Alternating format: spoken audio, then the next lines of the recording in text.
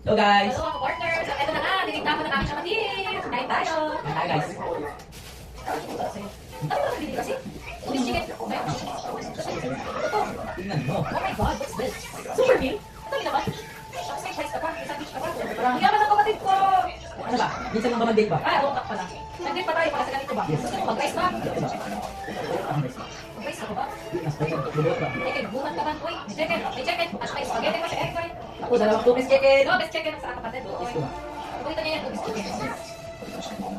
Ito. Ano ko? Di man. Wait. Pray mo na, kaya mo na mag-ako. That's awesome, Lord. Thank you,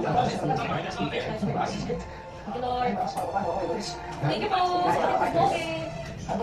Hindi na namin Jollibee. Bukas ako kayo tayo. Ano ba? Ay, sa hotel sa akin. Hindi sa date natin pala eh.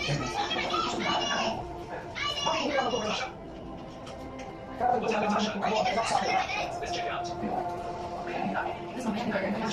2 minutes na. Hindi ako sa tayo. Akala magkaboyan bukas. Akala ka magbubuhat pa.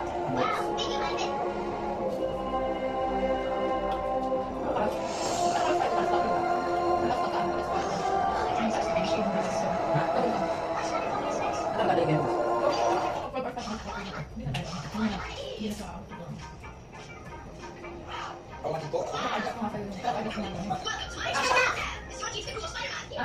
Pinapa-adjust mo ng 19.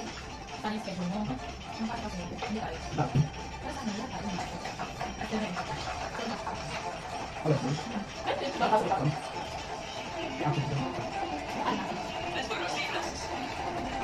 Di ba may sumunod yung ano yung partner sa price?